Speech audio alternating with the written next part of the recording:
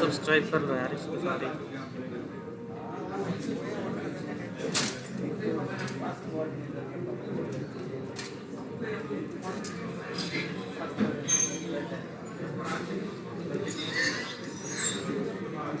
Subscribe कर लो यार। ठीक है।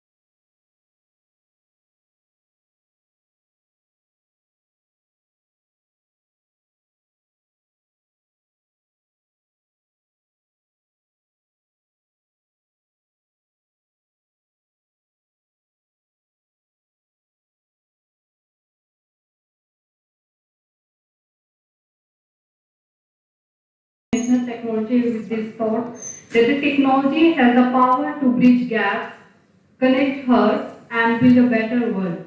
So, very good morning to all of you.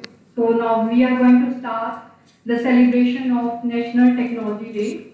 So, I request to all the dignitaries, our chief guest, Professor Rajat Moona, Director IIT Gandhinagar, Professor Ravinder, Dahiya, guest of honor, Professor Shantanu Bhattacharya, Director CSIR-CSIO, Dr. Satish Kumar, Chief Scientist CSIR-CSIO, to have their seats.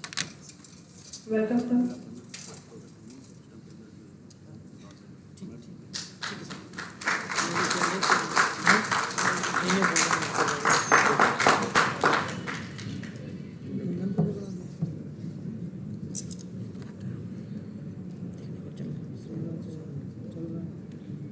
So good morning, respected dignitaries, distinguished scientists, faculty members, students, and my dear colleagues. So it is indeed an immense privilege to stand before you today at CSIR-CSIO as we gather to celebrate National Technology Day. So each year on May 11, India celebrates this day to honor the achievements of our scientists, engineers, and innovators. So it marks the anniversary of the successful nuclear test conducted in Pokhran in 1998, an event that demonstrates India's growing technological capabilities and strategic strength. But due to some war-like situation, we couldn't celebrate this day on 11th May. So today we are celebrating this day. So it's more than just a remembrance of that milestone, it's a celebration of innovation, resilience, and progress.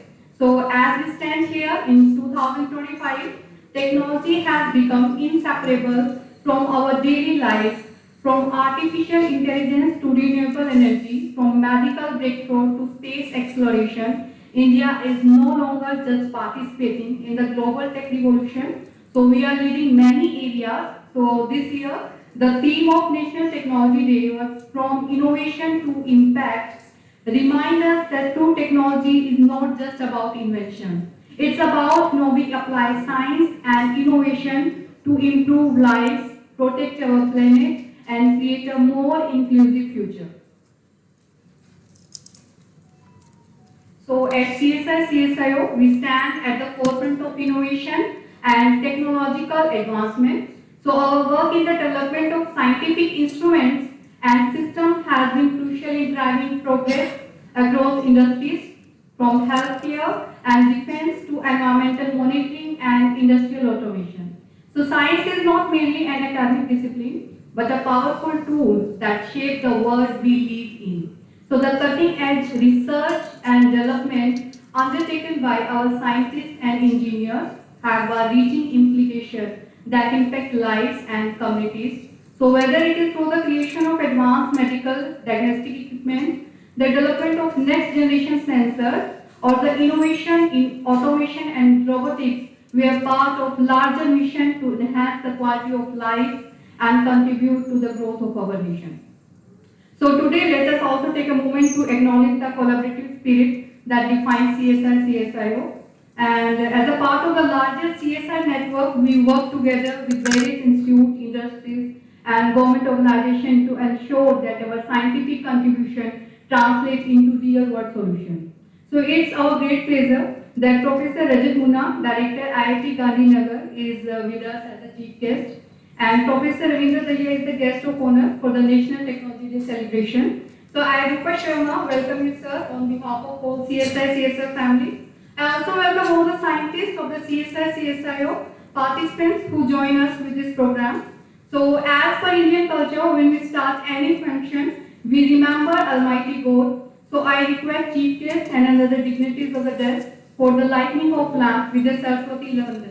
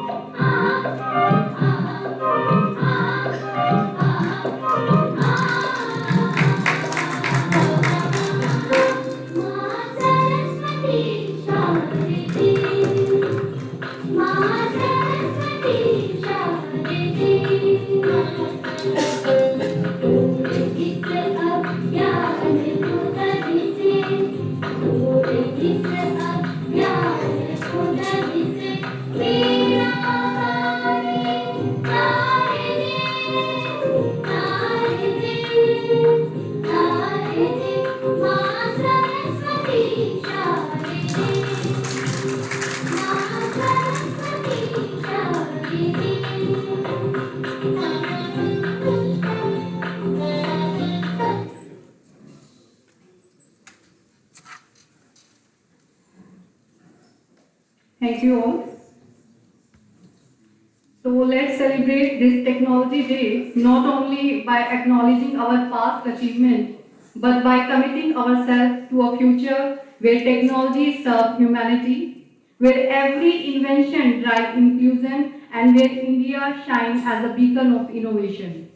So now I request to Professor Shantanu Bhattacharya, Director CSIR-CSIO, to welcome our chief guest, Professor Rajat Moona, Director IIT Gandhinagar, with the bouquet.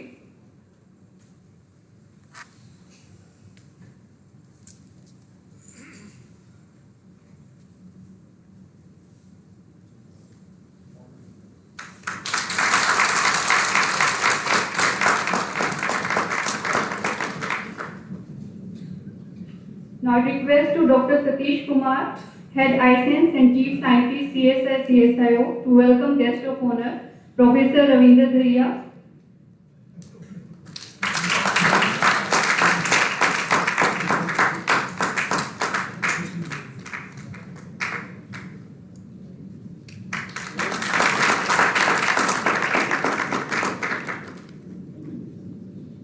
Thank you, sir. So as we all are aware that Central Scientific Instrument Organization is the constituent laboratory of the Council of Scientific and Industrial Research, a national laboratory dedicated to research, design and development of scientific and industrial instruments. So the national level for designing and developing scientific and industrial instruments, system and devices play a lead role in providing support for testing and calibration services, developing skilled manpower, by way of training on the state-of-the-art instrument technologies and be a custodian of instrumentation activity in the country. So it's my privilege to invite our esteemed director, Professor Shantanu Bhattacharya, whose guidance continue to inspire innovation and excellence across our institute CSI-CSIO. So may I request Professor Shantanu Bhattacharya ji to kindly come forward and deliver the opening remarks for this program. Thank you very much. Very good morning to all present here. Respected Dr. Moona, Director IIT Gandhinagar, who is very fondly known as the EBN person of India. Dr. Ravinder, who we had the pleasure of listening yesterday about the wonderful work that he's carrying out at Northeastern University. Dr. Satish, my colleague, all other distinguished colleagues and family members of CSIO. It gives me immense pleasure to welcome all of you today to this CSIR Central Scientific Organization on the momentous occasion of the National Technology Day 2025. We know that we were facing a tough situation and the actual date being 11th May, we decided to postpone it because of the warlike scenario which was there at Chandigarh and we being in the line of control. This day stands as a symbol of national pride, a day when we celebrate India's scientific and technological prowess and reaffirm our unwavering commitment to become a self-reliant, innovation-driven nation. The National Technology Day is observed every year, as just told by the speaker, on May 11th to commemorate a landmark event in India's technological journey. It was the successful nuclear test conducted at Pokhran in 1990 under Operation Shakti, which firmly established India as a nuclear-capable nation. So on this day, we also celebrate other significant technological milestones achieved in 1998, including the test flight of the first indigenous aircraft Hansa-3 and the successful launch of Agni-2 missile. While we had initially planned to celebrate this day, as I told, on 11th May, due to unforeseen reason, we had to shift it. And today we are here gathered together on May 28th as we carry out the same spirit of innovation, resilience, and national pride, reaffirming the role of science and technology as key drivers of India's progress into the future and its global standing. Indeed, it's an honor to extend a very warm welcome to our chief guest, Professor Rajat Moona, Director IIT Gandhinagar, who has been a visionary leader whose contributions to e-governance and information security have greatly shaped the digital fabric of our country Under his stewardship, technological systems like the Aadhaar and the secure voting machines had come to life. We can't do without these anymore today. It has really transformed access and trust in public services of our country. Professor Moona's illustrious career spans key leadership roles, including Director General CDAC and a distinguished faculty at IIT Kanpur, a colleague and an advisor and a mentor to me.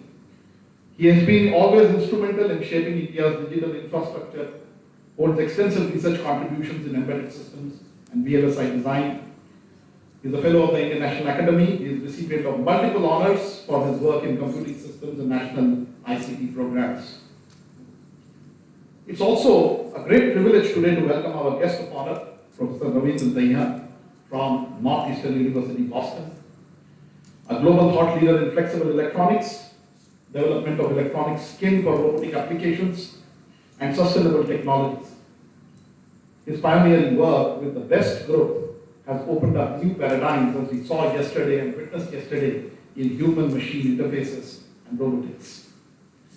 His leadership across IEEE and also a premier organization in this area and premier journals has really inspired countless researchers globally.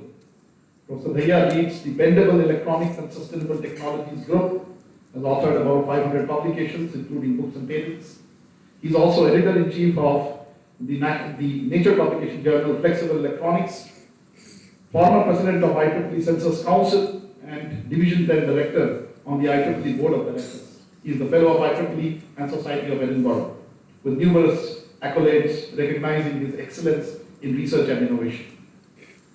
So on this significant day, we at CSIO proudly reflect on our legendary and legacy-based contribution to India's technological advancement. For decades, our team has been at the forefront of precise instrumentation, optics, sensor systems, biomedical devices, avionics technologies, agroelectronic technologies, and a lot more, and have found applications in diverse domains from health to defense to space to agriculture and a lot more. Today we look forward to the future, which beckons us with new challenges and new opportunities. CSIO is already stepping into the next era of innovation with several new strategic initiatives, like the upcoming semiconductor ATMP facility, aligning with the national vision for semiconductor self-reliance, which will position us at the heart of the chip packaging and testing innovation. The Center for Disability and Aging Solutions, a humane and futuristic mission to develop assistive technologies that will uplift the lives of our elders and our differently abled citizens of this nation. Advanced initiatives in vacuum technology, powering scientific explorations, precise environments, and cutting-edge instrumentation. Alongside, we are strengthening our collaborative innovation ecosystem, fostering partnerships across academia, startups, and industry to drive disruptive innovation, scalable innovation, and inclusivity in technological solutions.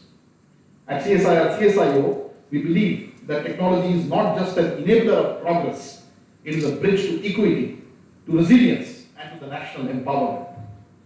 Indeed, we are truly fortunate to have two such stalwarts who exemplify the spirit of this technology-driven transformation, as they have shown through their valuable additions made to different parts of the globe.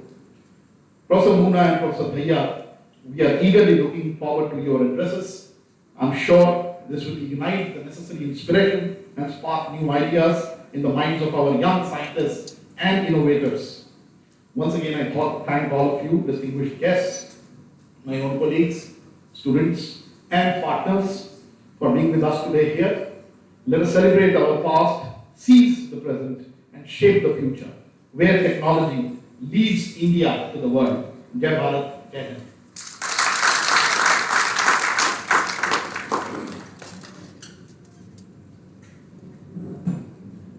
Thank you, sir. Thank you for your valuable words. So, we are privileged to have with us our guest of honor, Professor Ravinder Dahiya. Mr. Dahiya is a professor in the Department of Electrical and Computer Engineering at Northeastern University, Boston, USA. His multidisciplinary group conducts research in flexible printed electronics, electronic skin, and their application in robotics, wearables, and interactive systems. So he has authored or co-authored more than 500 publications, books, and submitted granted patent and disclosure. He has led or contributed many international projects. Professor Dahiya is serving on the board of director of IEEE as Division 10 Director, and he was the president of IEEE Sensors Council during 2022-2023. He is the editor-in-chief of LPG Flexible Electronics and served as the founding of EIC of IEEE Journal on Flexible Electronics. He also served on the editorial board of several other leading journals.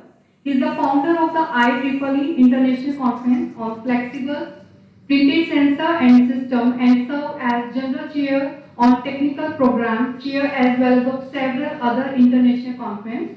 He is recipient of ETSRC Fellowship, Marie Curie Fellowship, and Japanese Fellowship, and he has received such as Technical Achievement Award from IEEE Sensor Council, Young Investigator Award from Elsevier, and 13th Best Journal Conference Paper Award. So, may I request to Professor Ravinder to kindly address the gathering and share his valuable insight with us. Let us welcome Sir with a warm round of applause.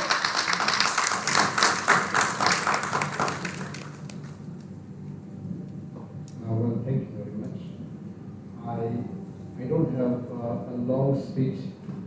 I noted I've been allocated considerable time, but I'll try to keep it short so that we hear from Professor Moona. Anyway, thank you for Professor Matashari for having me here, and thank you to Dr. Satish Kumar also, as well as to colleagues here. I met some of you yesterday. And yesterday I shared with you my thoughts about flexible printed electronics, how the current semiconductor industry can take new directions, including directions towards sustainable manufacturing. I was very, very impressed by the very short visit I had yesterday. I learned about from Professor Ravinder Kumar the initiatives such as PRISM. Was that correct? PRISM. Which is quite interesting in a sense that in early stage there are possibilities for young researchers to start their companies, and there is a government support available. This wasn't the case when I was at your age, and I'm impressed with those initiatives. I'm hopeful that some of these will lead to interesting companies, which will possibly lead to technological advances, not just in India, but globally. So, well, that's very, in a sense, I've been going around your campus, I've been learning a lot, and I'm looking forward to learning a lot more from Professor Moona. I'm sorry for that. So, well, with that, I'll just keep it short. Thank you very much for having me, and I'm looking forward to Professor Moona's talk. Thank you.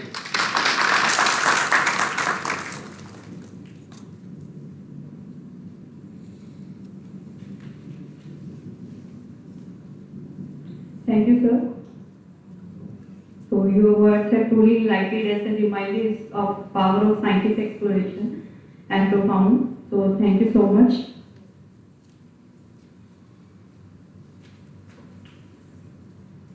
As well, we are looking forward to the addressing of our respectable chief guest, and it's my immense pleasure to introduce Professor Rajat Moona, Director IIT Gandhinagar. He is also a professor of computer science at IIT Kanpur and has supervised several postgraduate theses. He, along with his students and colleagues, has authored 18 patents, several research papers and books. He has been instrumental in defining applications such as smart card driving license, vehicle registration, e-passport, electronic toll collection, mobility cards, and the research area of Professor Rajat Moona span over embedded computing, computer security, VLS design, and operating system. Mr. Moona is an active member of the Technical Committee of Election Commission of India for EVMS and has been instrumental in defining the EVM and VVPAT. He has also been instrumental in defining National Voter Service Portal and National Electoral Search for the voters and various other IT initiatives at Election Commission of India. So now request you, sir, please deliver Chief Guest address. Let us welcome sir with a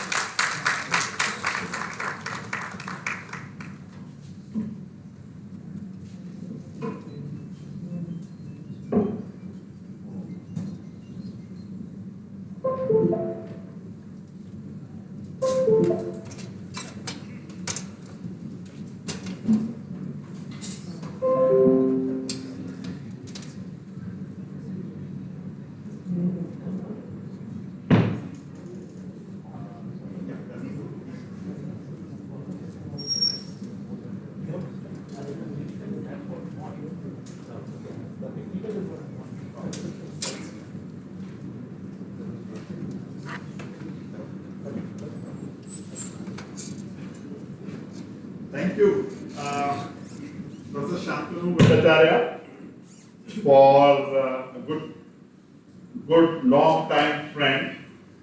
Thank you for inviting me here. Got to know Professor Dahiya well, Dr. Satish Kumar, all distinguished scientists, fellow researchers, ladies and gentlemen. I was wondering what should I talk about on National Technology Day. Then I thought maybe I should talk about EVM, and that's an interesting thing because it touches everybody's heart. All these controversies that you keep hearing in the newspaper, all those goodies that you keep hearing about the newspapers, and the best thing is that EVMs actually define what next 5 years would be, you know. So this is something that I thought I would actually talk about. Also, I must actually tell you something very interesting as time will come, that, maybe I'll talk about it later, that this is one thing that, more than what we actually see as EVM as a user, we should look at EVM as technology, and that is what I was actually talking about. So let me, first of all, many of you may not be aware of what is the electoral process or electoral system in the country. There are two bodies. One is known as Election Commission of India, and the other one is State Election Commissions. Election Commission of Punjab, Election Commission of Haryana, Election Commission of UP, Election Commission of various other things. And these are headed by corresponding election commissioners. Election Commission of India is headed by Chief Election Commissioner. Dr. Gyanesh Kumar is the current Chief Election Commissioner. Then there are election commissioners, so this is a 3-member body which actually takes control of the elections in India. Then they are ably supported by what is known as Deputy Election Commissioners, which are few of them who actually take control of each functionality. And then, in each state, there is a Chief Election Officer who comes under the hierarchy of Election Commission of India. Okay? And then there are District Election Officer, Electoral Roll Officers, Returning Officers, Block Level Officers, and so on and so forth, many other bodies. On the other hand, state election commissions are independent bodies, and they are headed by state election commissioners. While Election Commission of India reports to President of India, equivalently State Election Commission reports to the Governor of India, Governor of the state. Election Commission of India is responsible for few elections. One is, of course, Lok Sabha election and Vidhan Sabha election that everybody knows. In addition to this, elections of President of India, elections of Vice President of India, elections of legislative councils, these are all under the umbrella of Election Commission of India.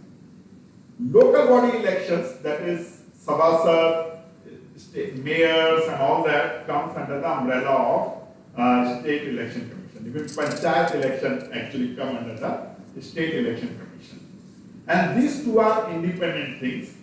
Many times you will hear, especially in the media, a problem of one is put out to the other and this problem is put to other and these kind of things. But then I would be actually talking about EVMs, which are under the Election Commission of India for with Lok Sabha and Vidhan Sabha kind of elections. So,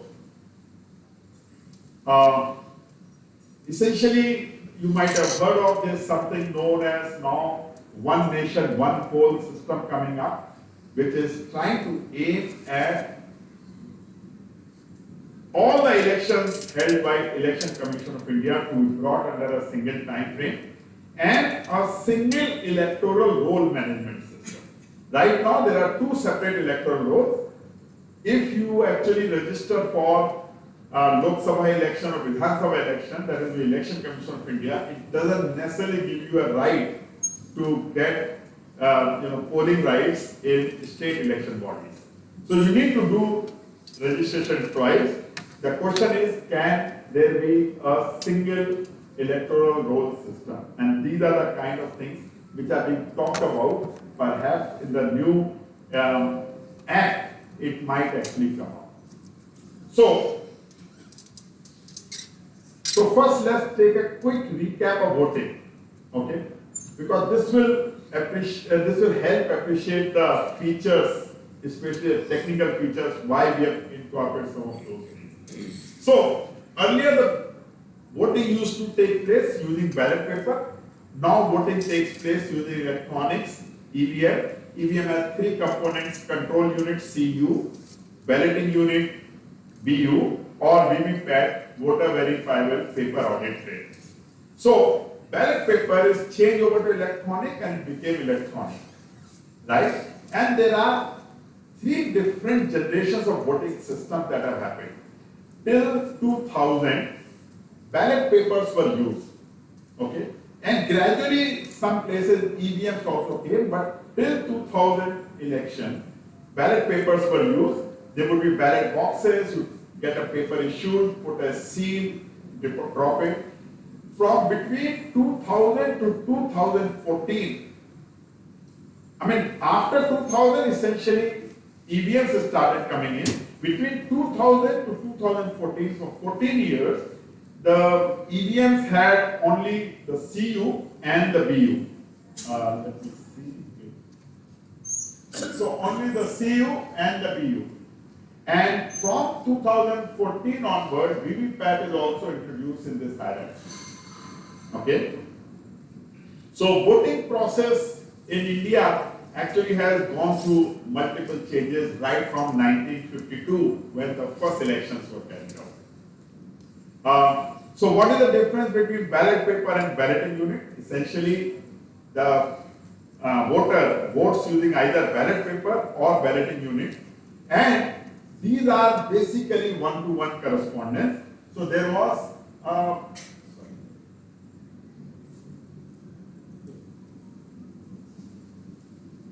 right. So there is a ballot paper.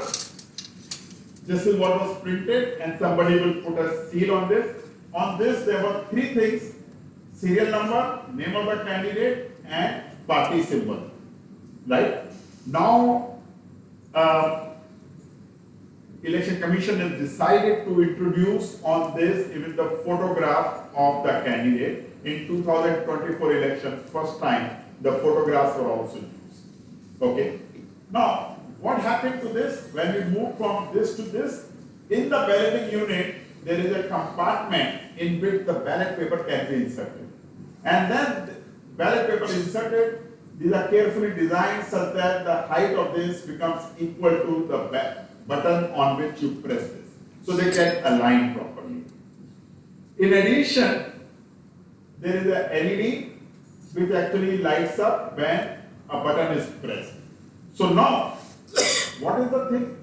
So in the paper, you needed a seal, and you mark your choice using the seal. Right?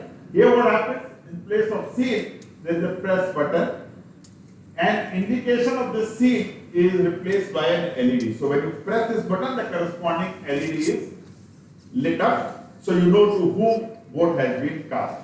So it's basically one-to-one correspondence. Okay. And I think I'll just probably skip this, but the process is basically the presiding officer presses the enable button, and then once it is enabled, one voter can actually press this key to cast the vote. As opposed to this unit in which the papers were deposited, here the votes are deposited into this electronically, which is control unit. So control unit keeps all the votes in electronic form. The vote is marked in a secret compartment. Earlier there used to be secret compartment where you will actually put the seal. Here there is a secret compartment where voter will press the key. So essentially secrecy of the voter voting is always maintained. On the counting date, the situation was the ballot paper is opened, all papers are mixed up and then they are unfolded and counted. Here it would be, there's a button here which says count, and it just keeps showing candidate number 1, 350, candidate number 2, so on and so forth, and just shows the count. The entire process that we actually see here, the CU or the BU, they don't know anything about the candidate. Only thing that they are telling me is this key number 5 is pressed or key number 7 is pressed. The candidate association to the key comes from the ballot paper, and that is printed and inserted. So it has no electronic interface, right? So therefore, and I'll come back to these questions that people raise. EVMs are actually, there have been 3 generations of technical experts committee. First expert committee came in 80s. After 80s, in 2009, first time an expansion happened. Professor P.V. Indireshan, who was professor of IIT Madras and director of IIT Delhi, he was the chairman of this committee in 2009. Professor D.T. Sahani and Professor Arun Agarwal from IIT Delhi were members, and it was expanded to include Professor Dinesh Sharma of IIT Bombay. Many of you might be familiar with him because he was a very frequent visitor to Siri as well as to this place. Professor Dinesh Sharma has since retired and he is working at IIT Gandhinagar, and myself, we were included into this expanded TEC in 2009. Last year, this was further expanded because Professor Indireshan expired in 2013 and Professor Arun Agarwal is not, his health condition does not permit him to contribute. So therefore it was recasted, and 2 more members, Professor Amey Karkare from IIT Kanpur and Professor Joseph John of IIT Bombay were introduced. The point is that IITs and IIT faculty members are mentoring the EVM and VVPAT design, and teams which are manufacturing teams at BEL, Bharat Electronics Limited, and ECIL, Electronics Corporation India Limited. Now, this particular slide is what I want to say. Indian elections are perhaps the largest democratic elections. All democracies put together in the world if you add them up together, except India, they don't match up the size of Indian democracy. And we actually take it for granted, right? But when you actually go and look at the elections and democracy and these kind of crowd management and number management, it's a very, very different thing. Voting is being done over 7 phases. In 7 phases over 6 weeks. It's not a small task. People have been talking about it, why 6 weeks, right? Nowhere in the world voting goes for that long. It probably is 1 week, 2 weeks maximum. counting is done on a single day. In 2024, it was done on 4th of June. Nowhere in the world counting is done in single day. Okay. In fact, the second largest democracy, which is America, you don't even get to know when counting got over. So you probably might not know the candidates are declared winners, but the counting still goes on in some states. One doesn't know if the counting is still completed for the last election or not. There's a court medal which will happen somewhere. In India, we have about 97 crore voters. Every other democracy put together doesn't come anywhere close to this. All other democracies put together are roughly half the size of this. We elect 543 members of Lok Sabha in last election. Almost 1 million 10.5 lakh polling stations were set up. 1.7 million CUs were pressed into service. 1.8 million VVPATs were put into service. And about 21,000 VVPATs were manually counted. Okay. 67% of voters exercise their voting rights. Now, these are the numbers which are astronomically high. Okay. And it may sound that only 21,000 VVPATs were counted out of 118 lakh, but I will tell you something more about this as time goes on. I mean, statistically, they are significant. Okay. And they give you almost 99.9% confidence that things are okay. But if there is a single mismatch, that means now confidence level also equally become high that there is some problem in the election. Okay. I already talked about this, so let's not talk of that. So I want to actually talk about 3 different aspects that we need to understand of confidentiality. Confidentiality, there are vote confidentiality, voter confidentiality, and voter association confidentiality. Vote confidentiality is basically when you cast your vote is sealed, it will not be opened till the counting day. That is vote confidentiality. Okay? Voter confidentiality says who has voted and who has not voted. In India, that is not a confidential system because finger is marked, so you will know whether the person is voted or not. But in some countries, even the voter confidentiality is kept. In India, voter association confidentiality is very important. Which voter has voted for which candidate, and by law, this can never be exposed. Okay? So this is never exposed. There have been cases where people have made claims then saying that they voted for something and then somewhere else it has been counted and all that. And courts have actually in private have looked for the data and have thrown away the petitions and all that because never ever any discrepancy was found. Today, even the courts don't ask for this data.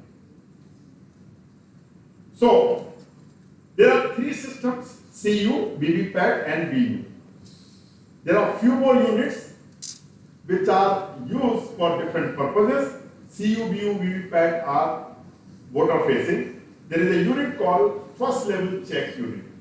This unit is like a self-checking device. It connects to the CU, it can check the CU, it connects to the VU, it can check the operation of the VU, connect to the VVPAT and check the operation of the VVPAT. It's a first level check. Before the machines are pressed into service, about 3 months prior to that, first level check is carried out for all machines. There are a few more things, SLU, symbol loading, I'll talk about it later. There have been 3 variants of EVM till now. There was first model called M1 model. M1 model was introduced in 1982 and from 1989 onward, it was majorly used in the EVM. In 1989, election rules were changed by the parliament to allow EVMs to be used. in 1982, first time that EVM was used, and immediately there was a court case, court petition, and court put a stay on the EVM while declaring the result of that EVM valid. But they actually put a stay on the EVM saying that EVM is not legally permitted to be used. This has to be looked at by Parliament, and Parliament in 1989 passed modification in the Act, and subsequently the EVMs started getting used. M2 was introduced in 2006, and since 2021 it has not been used. Many of you know electronics, or 15-year electronics is roughly the life that you can think of. A lot of other unreliabilities start coming in terms of electronic component failure. M3 was introduced in about 2014. First time it was used in 2014. From 2014 till 2019, they were introduced. And it's around the same time when VVPATs were introduced. Now, these are the features. It is a cost system, completely off-the-shelf system. All chips are general purpose chips. There's nothing very specific. Security is put into the system by design. It is not an add-on. And it provides end-to-end security. There is no unknown software component in this. Every software is written in the country by a group of people, and entire source code, entire object code, everything is available. We therefore do not use any operating system. It doesn't have any embedded operating system precisely for that reason. Complete control of the software is here. It is simple, very simple machine. Ultimately, what is the EVM? It is basically a counter, a calculator. So you just put electronically, it's a very simple device, semantically. Very simple, but very effective implementation. And it is designed to keep voting free of errors. Error rate actually go down to the level of 1% to 1.5%. 1%, less than 1% for CUBU, and about 1.5, 1.7% for VVPAT. When you hear in the media saying that EVMs were not working because of some fault, it is all cooked up story. EVMs remain working. When polling is suspended for some reason, it is definitely not because of EVM but because of other processes. Like for example, every half hour, the total number of candidates have to be conveyed to the central place, right? And that's how you actually know how much percentage is done, voting is done. And that time for a few minutes, it might be, voting would be stopped. Or something like that, right? Because these are the processes. Or when you do initially mock poll, and the mock poll has taken longer than the time that it requires for machine to start operating as an election machine, you will typically hear the machine is not working. But no, machine is always working. It's very, very unlikely that the machine is not working because machine failure percentages are very, very low. And I must actually say this. This is one of the largest Make in India initiative in electronics. Okay? And that you must know it. I mean, the other initiatives like smartphones and all that are now coming up, crossing this number or just about to cross this number. But till now, largest Make in India initiative is the EVM. VVPATs provide an alternate and manual way of counting. So instead of electronics, people actually have confusion saying, what happens when I cast a vote to candidate A? Did my vote get registered as candidate A? And did it get counted as candidate A? This kind of questions were raised. Solution to that, we brought in what is known as VVPAT, where when a person is casting his vote, he looks at the printed slip and sees that his vote is as he casted. This slip is not given to his hand, it actually remains deposited in a box underneath, and these things can be counted, so therefore there is a guarantee that it is as counted. In both of these elections, 2019 and 2024, VVPATs have been used fully. In both of these elections, 21,000 VVPATs were counted, so which means 42,000. In addition, there have been several Vidhan Sabha polls where VVPATs have been counted. In each of these elections, almost close to, more than 10 crore votes have been actually physically counted. And this is an interesting thing, not even a single unexplainable mismatch was found. Okay? There have been cases where some mismatches were found, which is like, for example, when mock poll paper slips were not removed, okay, and therefore the paper slips will be more than the CU, but then you can very easily segregate the mock slips because mock slips actually carry a number, which is a different number, session number. So you have to do a little extra work, okay, remove it, and then you will find that they are all matching. So it has never been even a single paper mismatch. And why am I saying so? Because it has been counted, no mismatch was found, but this is a record technology because paper as it is cut, printed, cut and all that is a mechanical device. There are a lot of chances of failures of that device, but not even a single failure has been recorded out of that. Now, subsequently, now two candidates, apart from the winning candidate, two losing candidates can ask for,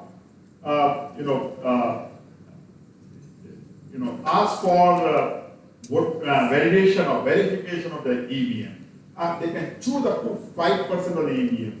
This can actually be done only after the 45 days of counting is over because that is the election petition time. If election petition has not taken place, then these machines are available for release and they can be verified. This verification, by the way, is not for the counting verification. The counting verification has happened multiple times during counting itself. This is verification of EVM, whether the EVMs are functioning okay or not. And there are not too many choosers, but those who have chosen it, there have been zero failure of verification till now. So much so that most stakeholders actually are looking for a problem in the EVM and they have not been able to show any problem. So they have been saying, no, there is a likelihood of a problem. There is a conjecture that there is a problem. And every case, every test case, every method that they have started trying to put in has failed to show any mismatch or any problem. Currently, this entire process has been under review by the Supreme Court once again because somebody actually raised a petition saying this is not the verification, we want the counting verification, right? But Supreme Court was very clear that this is for the EVM verification, not for the counting verification. So anyway, it is right on the Supreme Court. We don't expect Supreme Court to do much hearing on this. So,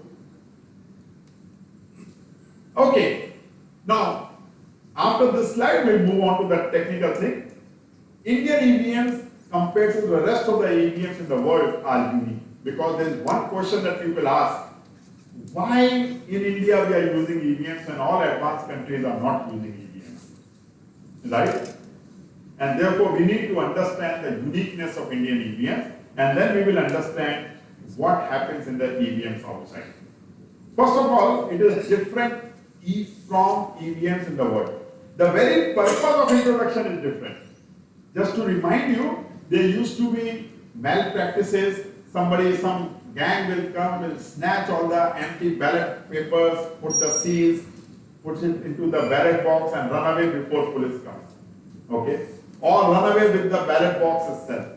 Okay? Or bring this fuzzy ballot paper and introduce them. These were the problems. Our EVMs were introduced to solve those problems. They were not introduced to make system efficient. System efficiency was a secondary goal. In most countries, EVMs are introduced to bring system efficiency. And if there is any doubt, efficiency is first thing to be compromised. You don't want to be efficient, first solve the doubt. Okay? And that is the reason why Indian EVMs are very, very different. Indian EVMs are also unique because design contributions are from various people, various stakeholders. Election Commission of India, they are the users. They say virtual work, what will not work. Independent technical experts, which are all academicians. Okay? And non-commercial, and I want to emphasize this is non-commercial manufacturing units in strategic sectors. So they don't have a business goal here, business priorities. Okay? These three people together have designed the EVM. And it has evolved through experiences in harsh conditions. Indian EVMs will work at -10 degrees centigrade. They will also work at 55 degrees centigrade. They have been tested against this with huge and varied electorate background, literate and non-literate. People with limbs failures, people with all kinds of activities. Okay? So, Indian EVM, in fact, just this particular one that you see is about a girl who doesn't have a hand and she is voting. In fact, you will be surprised there is a rule in Indian electoral system saying if you find such a person without hand, then where will you put the mark of it? Okay? And she is getting marks on the feet, on the thumb. Okay? And she actually goes, she can either take a person who will help her in voting, or she can vote by herself using fingers, using legs. Okay? And in this particular case, she took a help of a person. So, now let's get into the technical part. Let me first talk about this, that these are standalone machines. They are not even connected to power supply at any point in time. They run on batteries. Okay? Which means anybody who can actually have a doubt saying that you can have any communication through power line carrier, even that is not a possibility. But now people are doubting after old election, battery is fully charged. So what about this? I will probably talk about that also. That's not a doubt. That's a doubt that has been put into the mind of people. Okay, that is not the doubt. It is incorrect statement. The second thing is that since you guys are all electronically competent enough, I can actually tell you this. Batteries actually don't discharge linearly, right? And when you buy a new battery, its voltage, for example, if you take 1.5 volt battery, its voltage can vary from 1.9 volt to 1.4 volt, even the new cell, right? And moment you start putting a load, that 1.8, 1.9 volt battery very quickly will come down to 1.5, 1.6 volt. Okay? So initial voltage degradation is much faster, it is not a linear thing, and then after that it remains more or less stable and then goes down. Okay? Further, you would have seen in your remotes and all that, right? Let's say the remote is not working. What do? You take out the battery, rub it a little bit, insert it again, it starts working. Battery recovers the charge. These are chemical processes. They recover the charge either by heat temperatures and all that, or even by non-uses. What has actually been seen is that when you close this, the battery shows, let's say, 77%. Okay? First of all, there is no instrumentation by which you can figure out what is the percentage of battery, right? Because that is actually ion chemistry and you don't count ions. But then you actually make an approximation, so it is 77% because that is what human being would like to know. I mean, you can't say it has these many ions available, right? So it says, okay, 77% full. When you go into the counting time, it now shows 77 has become 79% or 80% or even 82%. Okay? So, all of you actually know batteries can actually get charged by itself because of the chemical processes when you don't use it. And that is exactly what you see. So you are never seeing that battery was completely discharged, became completely charged. No, this is all rubbish because battery is sealed, it remains like that.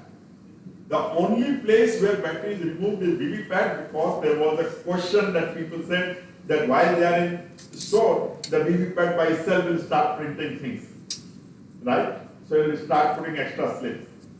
And therefore, just to quench those doubts, VVPAT batteries are removed. And VVPAT batteries are never inserted after that. Okay? But CU, BU doesn't have a battery. CU batteries remain inserted in the CU, remain sealed, they never get removed. And there had never been a case which is not possible to say how much percentage battery has recovered, and it's like from completely drained or 0% or 10% it became 99%. But there have been cases where batteries have shown 99% even at the end of the day, 90% or 99%, because batteries were brand new, they were actually operating at 1.9 volt, there were very few voters, it did not use much battery, and it probably kind of drained down to maybe about 90% only. On the counting day, it may become 92%. Right? So that is something that you must know since you asked that question. But perhaps I can actually answer all these questions. We have answer to any doubt that will, because I am actually covering all these doubts. So, no radio frequency, one-time programmable chip. Once the object code has been programmed in the chip program can never be changed. In fact, if any feature is to be changed, those chips have to be thrown away. Those EVMs have to be thrown away. It uses session keys, very strong cryptography. There is no way one can actually figure out, even if one is looking at as a man on the wire, looking at what all is moving. It cannot figure out even by looking at patterns of data because these are dynamically coded. Real-time clock, every key press, every button press is logged with the time. So when people say, you can press these keys, that key, that's fine time, nobody has been able to show because key logs are available. Okay, secure manufacturing. Manufactured by PSUs, as I mentioned, it will automatically get recorded in our secure manufacturing process.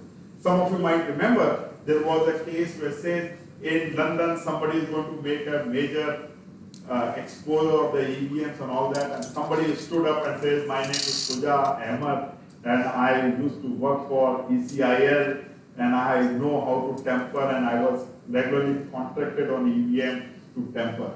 This claim immediately fell apart because of multiple reasons.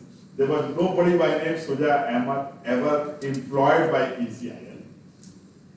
Number two, in EVM is SMF, there was everybody's actions have been recorded, and therefore there was never any person by name Suja Ahmed, even a contractual person, was ever there. So this was immediately discarded. It didn't take much much time to actually refute that. Third party testing by standardization by STQC. As per standards, we maintain a 4 sigma process, and that's why our error rate, 4 sigma process gives you about 99% confidence with 3% error rates. Our error rates have actually been seen on less than 2%. Okay. I think administrative safeguards I will probably skip, but I'll just mention something that all the processes are always witnessed by all stakeholders, including political parties, and they're signed. Okay? So machines are randomized, so you won't know which machine is going where till 7 days before the election. Sir, I have one query. Related to the coding part of the system. What type of coding is generally used for this machine? Either C, C++, ASP, Java? Embedded system is always on imperative programming, native programming is typically C. You will never use Java or any interpretive programming because that requires a runtime environment which comes with the OS. And what about chip? Is it a FPGA or simple microcontroller? No, these are regular microcontrollers, secure microcontrollers, which are actually made by some of the best chip manufacturing units in the world. Okay, and these chips are then brought here. That's where the software is loaded, and they remain runtime program. But this is, remember, these processors are at the time of manufacturing, not at the time of election. No. Right? So even at the time of manufacturing, the manufacturer won't even know for what purpose these chips will be used. Number one. Number two, he definitely will not know who are the candidates and where those elections will be held. Okay? Yeah. So once it is programmed, it cannot be erased. It cannot be programmed. So there is no cause of temporary. In fact, let me give you an example. Earlier, the machines, the VVPAT would show 5-second window in which the slips would be visible. Later, political parties said that should be changed to more time. So now it was changed to 7-second window. So in 7-second time period, this is actually shown. All those machines which were actually with 4 seconds, it may appear a very small constant 4 to 7, right? They all had to be discarded because 4 was actually part of the program. This particular thing that it will display for 4 seconds was part of the program. It will display for 7 seconds is also part of the program.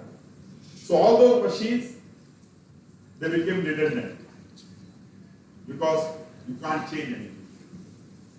Temporary is not possible. I'll come to technical aspects. Just hold your questions. I'm assuring you all your questions will be answered. And they will be answered by scientific logic, not by emotional logic. Let's have the questions towards the end, here at the talk first. Yeah. So, a stakeholder participation remains every time. Anytime room is open, they seal and sign. Okay. First level check and candidate setting, they witness, seal and sign. List of EVMs after the 2 level of randomization. First level says EVM will go into which particular constituency. Second randomization is within that constituency, where will it go in which particular polling booth. When you do a randomization of constituency, at that time machine doesn't even know the candidate, and nobody knows the candidate. This is the first level. Second time when you do it, you don't know which polling booth this machine will go. Right? And every time after randomization, these things are given to the political parties in written form, saying you look at if there is anything you want to change. Okay? They are allowed to do up to 3 times randomization. They can say, no, this is not acceptable to them. Please do randomization again. And many times people have said, okay, you have generated it by some logic. Randomize again. And then they match 2 things. And they turn out to be fully random. So, randomization is, and actually let me also give you this answer to this. Randomization is done using FIPS compliant random number generator. It is not your rand function in C. Okay? Which means it uses various kinds of sources of noise. Okay? Using which randomization is done. So it is not a simple randomization, it's a cryptographic quality randomization. Okay. Then mock poll results are received, they are signed and recorded by every political party that they are satisfied with the mock poll. Okay. Second is the first level check. It's again done in the presence of this thing. Again, I think probably I will just quickly wind up on this, saying that these are all non-functional EVMs are sorted out, saying these are not working and they are kept away. Only fully functional EVMs are found out. Okay. And these are recorded in what is known as EMS, EVM Management System. This is available all throughout. So every EVM's history is available, which election it was used, what was the problem, what was not the problem, all that kind of thing. And then after that, mock poll is done with dummy ballot. Okay? And they are verified. Then on the day of the election, it's a mock poll, I'll talk about that. So, candidate settings. Candidate setting is basically till this time, we don't know the candidate, but now candidates are known. So the ballot paper is inserted because we know the number of candidates. Ballot paper is sealed. Mock poll is done on every EVM at that time, and on 5% EVMs, at least 1,000 votes. 5% randomly selected EVM, at least 1,000 votes are cast, and they are matched. Okay.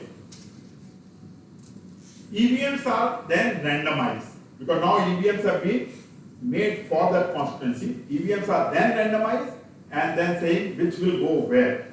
Okay, which polling booth. I think we talked about it. Poll day and mock poll. Half an hour before the poll, actually poll starts 7 o'clock, 6:30, all political party representatives and all candidate representatives have to be there. In front of them, mock poll is done for 80 votes at least. Sorry, 50 votes at least and 5 votes per candidate. This is the process. So if there are 40 candidates, 200 votes will be cast. They will be counted. Okay, both in VVPAT as well as in actual count. And after that, machine is reset. When you reset the machine, session number increases, and then actual polling starts. Sometimes this process may take long, and that's time when many times people say machine kaam nahi kar raha hai.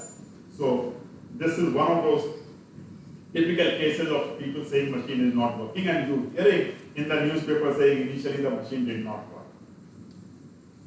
Okay, now since many of you actually asked these questions, let me first talk about these debates. These are the basic debates. People have said this. EVMs can be hacked. Votes can be put into the EVMs after the polling has been closed. Remotely, it can be altered with some kind of a remote control. Okay? Its memory can be manipulated remotely. Its microcontroller can be replaced. Memory chip can be replaced. Its software code can be changed. And finally, when nothing works, why are we using it? Internationally, nobody uses it. So international comparison. Let me answer each of these points with logic. Okay. So what is hacking? Hacking is an unauthorized access or control of software using computer network or some illicit purpose. This is the definition of hacking. In case of EVMs, hacking is not applicable. Why? Because EVMs are standalone machines. They are not connected to anywhere. Software is OTP. It cannot be modified.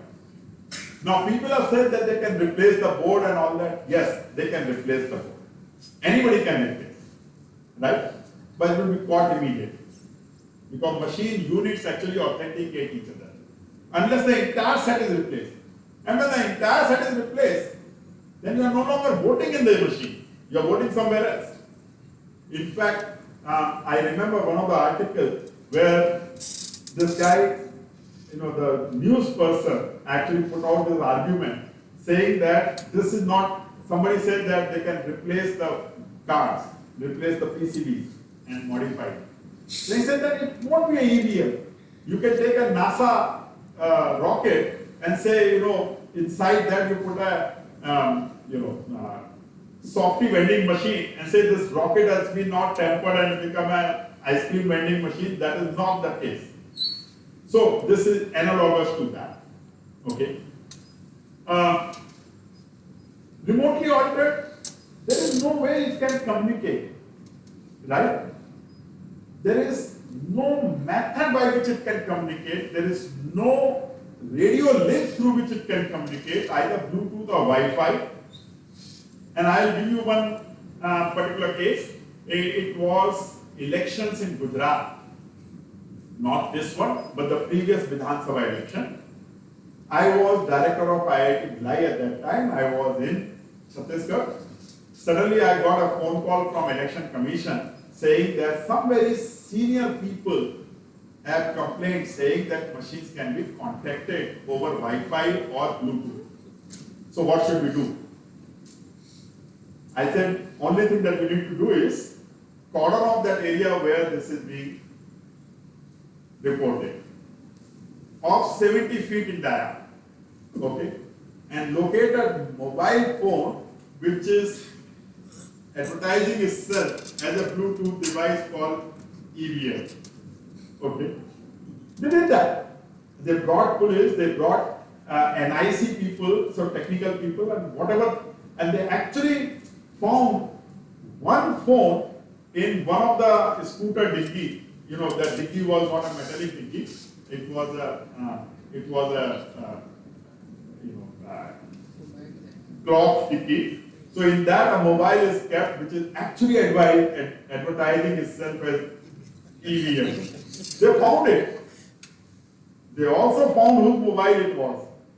Okay. Didn't take it forward because it was of a very senior politician, and he had actually filed a lost mobile complaint prior to that. It would have been a very big issue. Even national networks actually ran it for 2 or 3 hours, and suddenly everybody became dry. Right? So this is the fact. Because it's like saying, something which is not even a possibility, right? It's like saying that my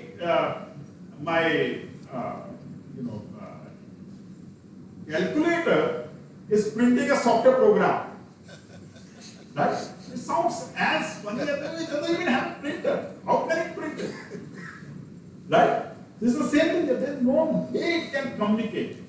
And to make sure that that happens, right, that this particular guarantee is there, we actually have a test which actually scans various frequencies, right from 2 megahertz to something like about 850 megahertz, okay, into this EVM, saying is there any antenna? Because when you have an antenna, it will show a different impedance on this scanner, right? So these are actually checked randomly, and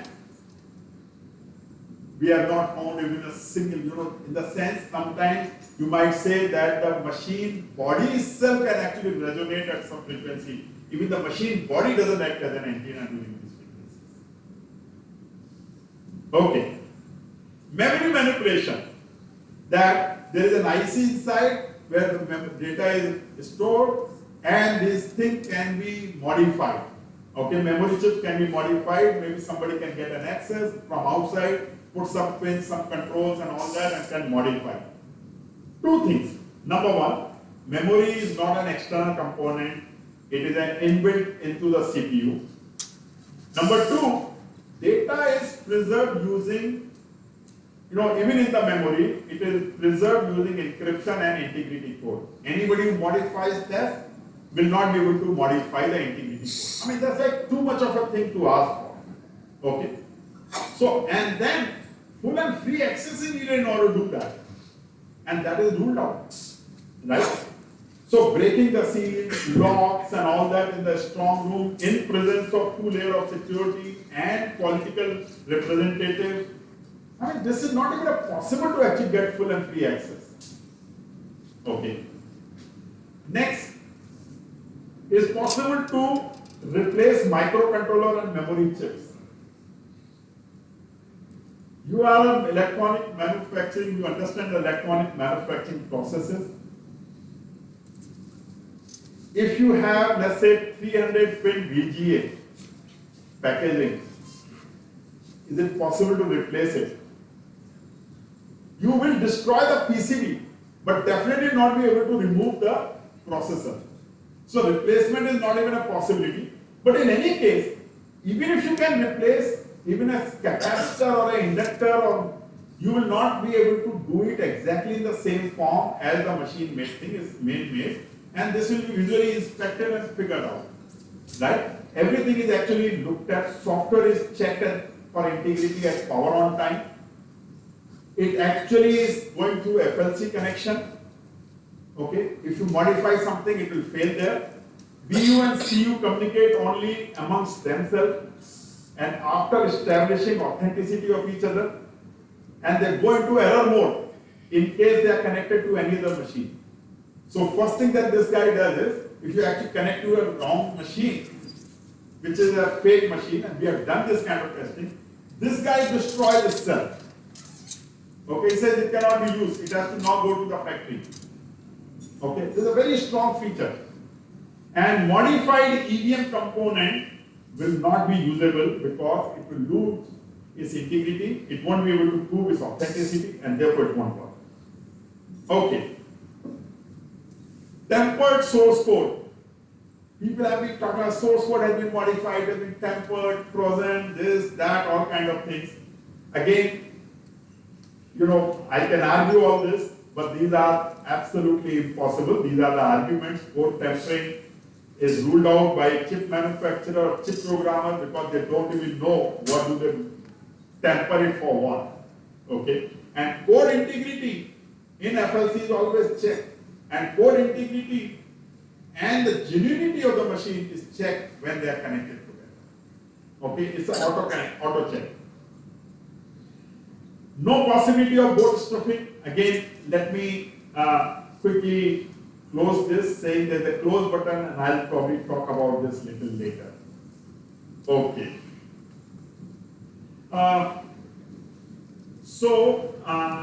Let me talk in terms of this. Okay. CU works in only 3 states. It is either in normal state, that's where the most operation is. And then there is a key called close key. Once you press the close key, it goes into closed state. There is no reverse path. Right? It goes into closed state. So at the end of the poll, machine gets closed, and after that, no polling can take place.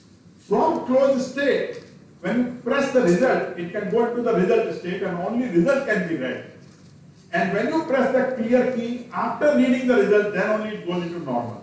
So in other words, even if the machine is given, let's say machine is all hackable, because of these things, it is impossible for a person to do something by press of a button or something. These are the only states. Apart from this, these are the functional states. Apart from this, there is one more state, memory error. Your integrity code did not match. Your cryptography did not match. It goes into what is known as non-operational state. From any operational state, it goes into non-operational state. After this, the only thing that can be done is send the machine back to the factory for much bigger inspection and testing. Okay? And if it is an unauthorized access, then also it goes into non-responsive state, we call it factory state. And this is unauthorized access. You connect to some machine which is not authorized, it will destroy itself. Okay? Okay. Balloting unit, I think I'll probably skip all this. Balloting unit, just to say that up to 384 candidates can be there, but in reality, 384 is what it declared. We really have limitless connectivity. Okay, we can actually go as much as almost 10,000 candidates without any problem. Okay. Communication is using packet passing on broadcast. The bus is a broadcast bus, so there is only one master, and that master is CU. Each unit has an address for authentication. Okay, and CU initiates a command to the address unit, and the unit responds to the command response. CU sends a command, unit response. CU sends a command, unit response. A master slave and a broadcast bus. Okay, it's a RS-485 signaling. We use RS-485 drivers and differential drivers for long distance communication. Typically, we use 5-meter cables, but these are long distance things. Up to 1,000 meters is actually a possibility. Okay. Maybe I'll skip the VV fact, but just probably talk a little bit about few things like printed slips are guaranteed to be readable even after 5 years. I have some printed slips which were actually tried during 2013 when we were testing it. Even 12 years later, they are equally readable. Paper has started becoming a little brittle, but the reading, the quality of print is still the same. And these are thermal print. When you go to the parking or you go to the stores and get a thermal print out, after 7 days you can't even read that. So this is the quality checks which are there.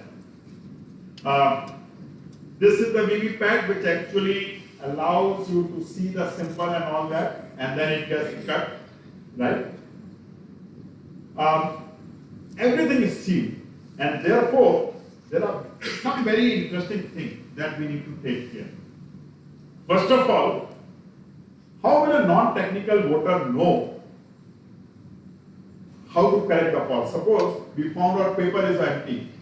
Now all your polling staff is actually not technical staff, they are operational people. Now if the paper is empty, you can't give an instruction saying reload the paper in this way. Right? So it is not even a possibility. Will a voter be allowed to open the VVPAT during poll? Right? So for example, we say, something got stuck, paper got stuck. So open it, correct it, and let it continue. In parking machines, yes. But in VVPAT, no. So it is very different from parking machines. Can any fault in printer be repaired on the spot? The answer is no. The only control that you have is the on-off switch, nothing more. Okay? So there is no replacement, there is no repair, there is nothing that is possible. And therefore, if something doesn't work, poll will be the casualty. And therefore, we put in huge amount of effort to ensure that everything works. We have number of sensors in this. Okay? And these sensors were all completely designed by us, and they work flawlessly, including things like contrast sensor as a print. So let me talk about this.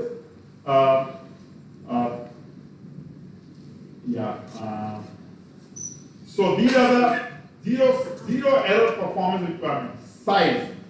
Size of the paper that is printed, size of paper slip, size of VVPAT, miniature to fit in a commercial compact thermal printer. So normal regular thermal printer should be able to go. No margin for fitting sensors in the printer, and therefore these were the sensor requirement that we actually set up. So these are the sensors.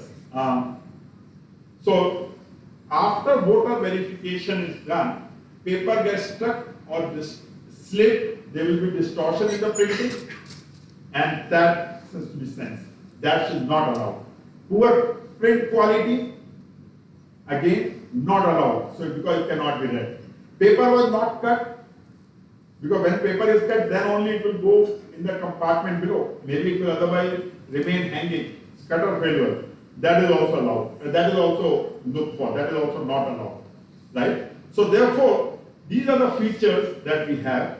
So high contrast print, distortion-free votes, no paper jam slippage, and it also keeps track of battery condition. Because when you print a slip, at the beginning of the printing of the slip, battery should have enough juice for it to be able to print the entire slip. It should not happen that after slip is printed and the battery runs out. Okay. So this has some very advanced diagnostic features to make sure that this works. First, more than 5 years print quality must be acceptable. Contrast of the print, paper being white and black printing, it is dynamically checked and appropriately adjusted so that contrast is maintained. No slippage. Even if there is a slippage of 250 micron at any point in time, it will be detected and declared that there is a problem. Okay? And every slip must fall into the compartment. So fault failure detection. Okay? All these are actually 4 different sensors. And of course, in addition to this, there is a paper depletion. The paper is getting over. Zero error, it has to work with all that. Okay, so lens sensor, let me give you, lens sensor, if less than 250 micron slippage, it will actually catch that.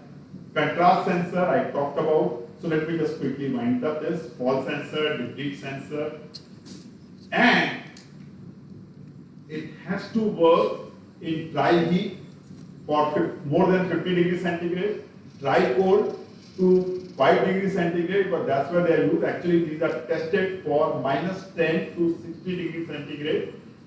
It must be able to handle humidity up to 50 degrees centigrade. At 50 degrees centigrade, 90% RH, and it works.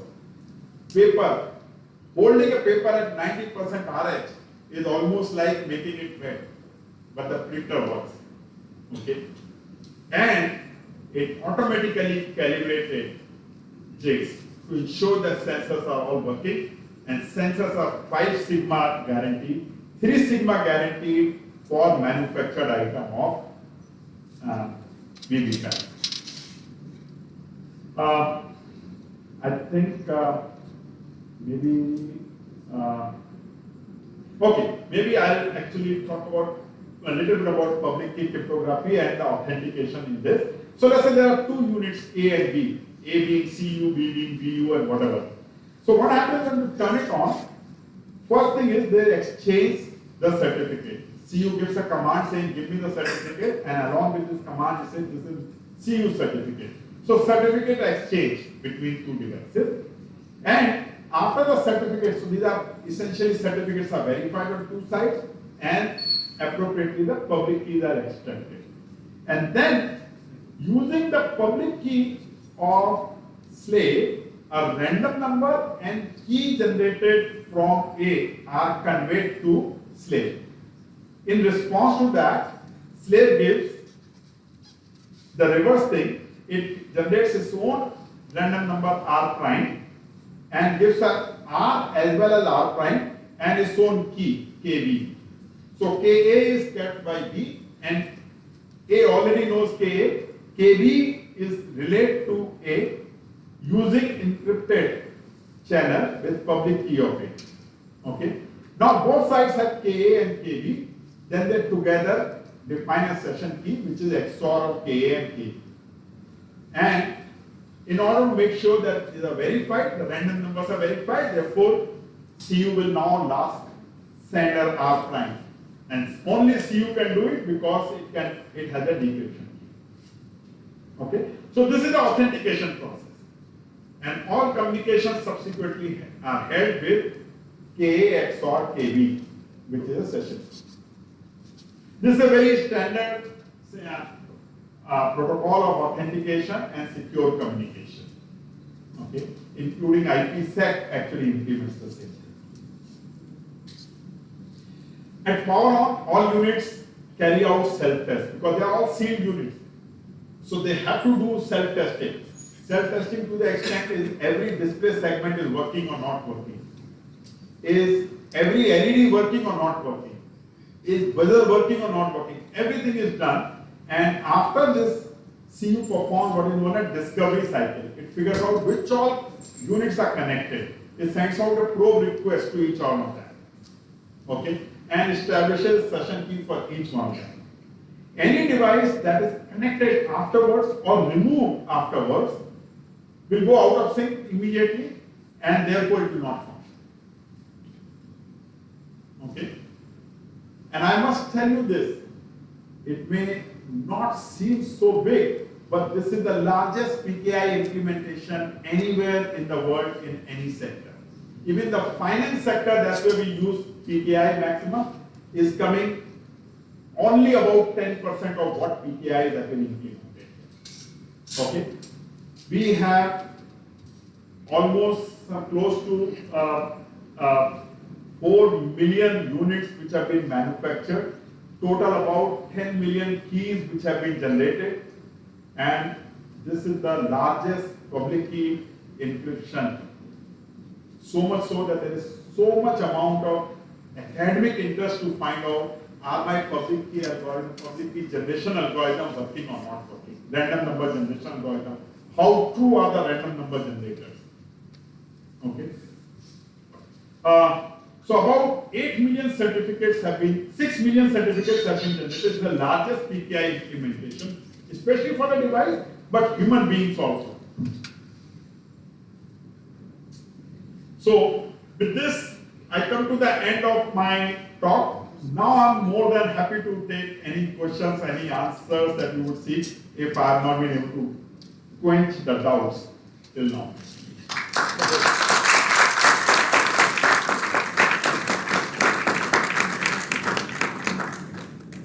So, what do you mean by the non-functional EVM? Who asked this question? Yeah. Non-functional EVMs, basically, there are two kinds of EVMs which are non-functional. One, which I actually showed as error state, and the other one which is identified as non-functional. If there is a memory failure, it's a major failure. We have not found even a single memory failure till today in all the machines, in all the operations till now. Okay, but there is a check for that. That is a machine failure. Okay. The second one is non-functional state, which is actually factory state. It becomes non-responsive. The machine, the only way you can recover machine out of this is not sending it to this. This is basically saying that I have a certificate, I have a public key, I have a private key. All I will do is I will delete my own private key. Right? Once I delete my private key, I will not be able to take part in the authentication. Therefore, I will not be responsible. But then in pooling both, it is necessary to check that non-functionality. No, non-functionality is important because it should be non-responsive. If it is non-responsive, it should not happen that this is a genuine device, right? I took this device, connected to a wrong one, and I found it is not working. So I again bring it back. No, it will not work at all after that.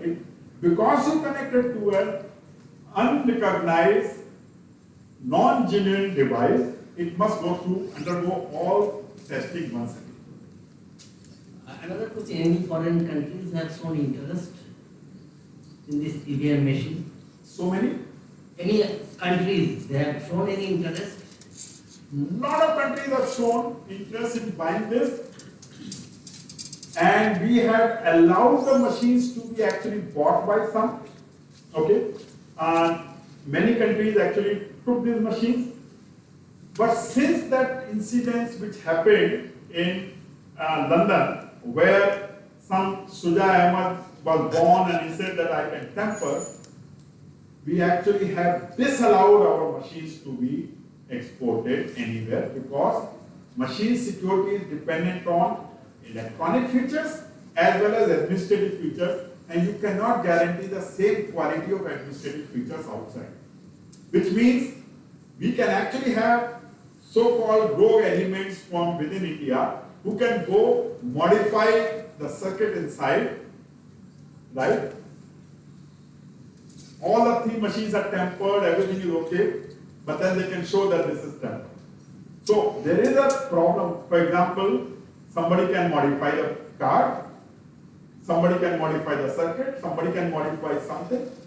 All these things are protected largely because of one, integrity issues and all that. But let's say somebody bypasses that, then the second thing is the physical protection.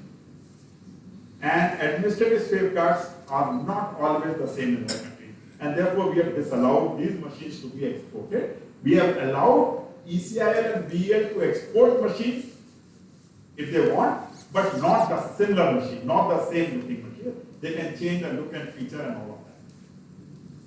Thank you very much. I think this is very just an apt topic chosen for today Technology Day, because a lot of it what you are telling is also use case based design, which actually is the fundamental for all product to be in the selling space. So be it legislation, be it everything else. I had a small question based on the learning and the feeling we always get from JEE and GATE exams.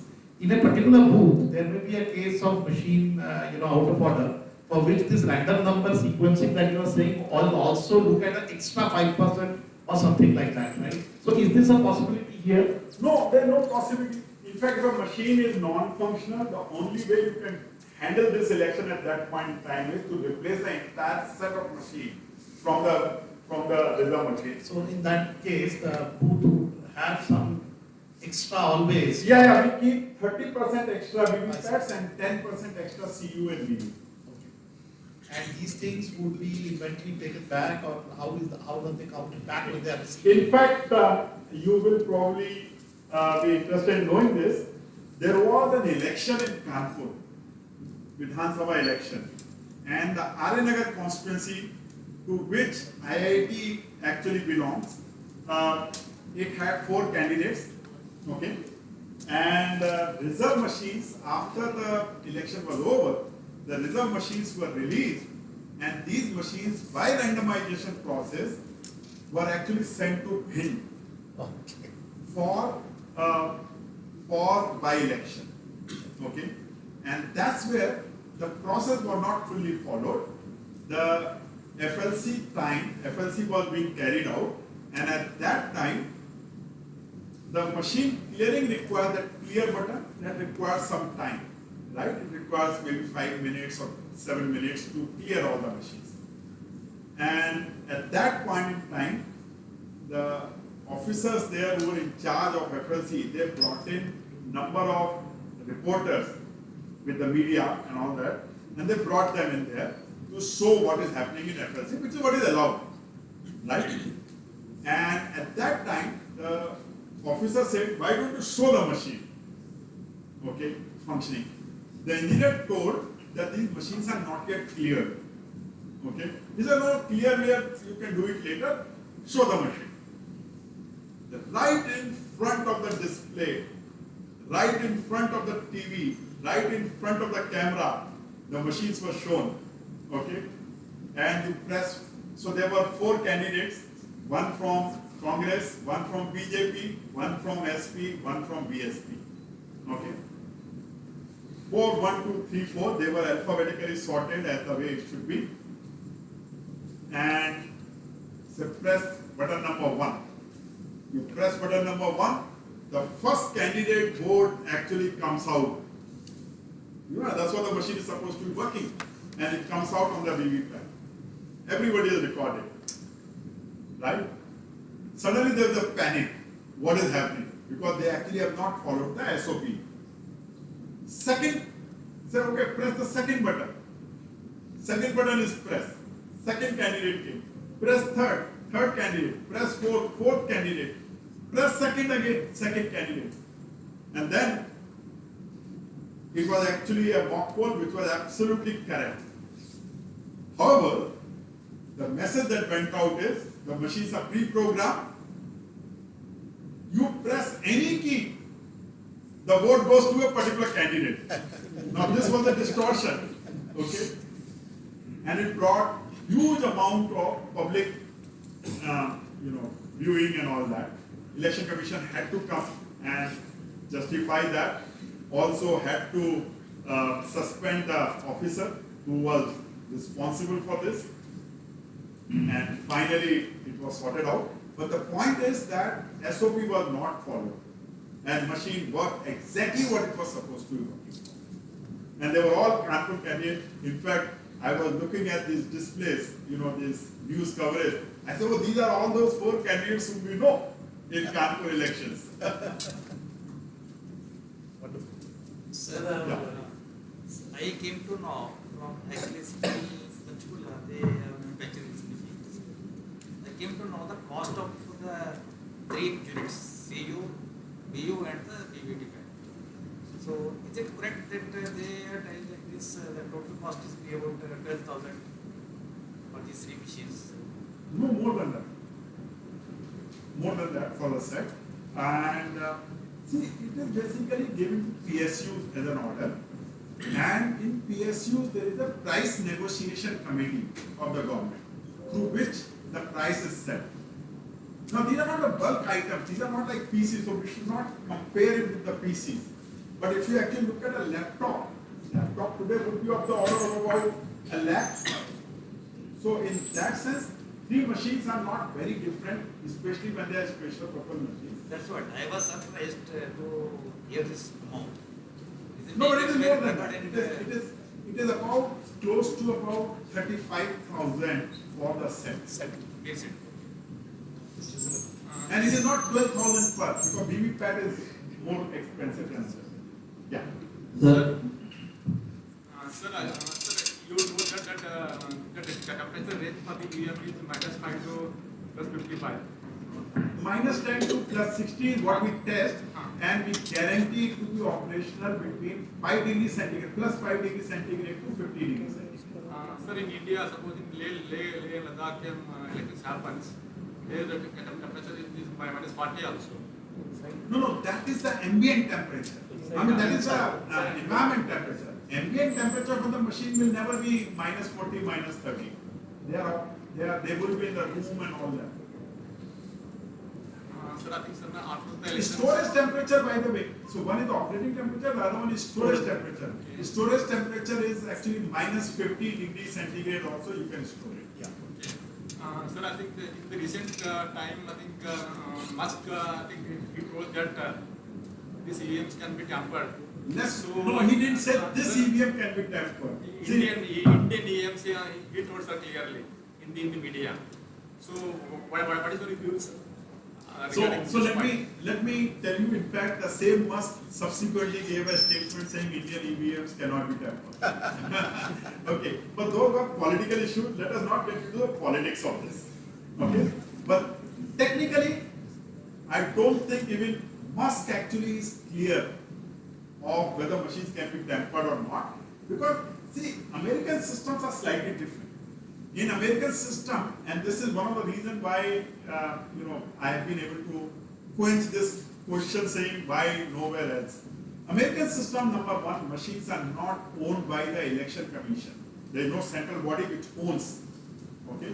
In American system, the conduct of election is the responsibility of each state individually. Each state declares the results from within the state for each seat, and they are free to use whatever mechanism they want.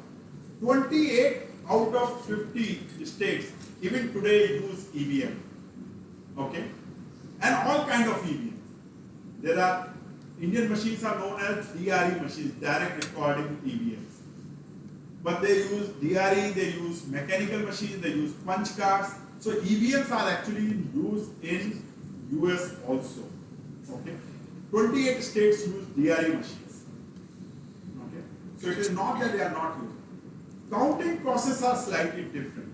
Counting processes are, you count for, essentially there are two candidates, you count for these two when the margin of lead of the top candidate and the next becomes higher than the numbers which have not been counted, you declare the candidate winner. After that, counting is not necessary to be continued. Some states continue, some states don't. Sir, actually, my next question, sir. Sir, in that ballot paper, sir, that the listing is done, sir. I think first, second, third symbols of the candidates. Sir, they are fixed in the numbers. No, they are not fixed. They are basically fixed in the following sense. Yeah. There is a grouping.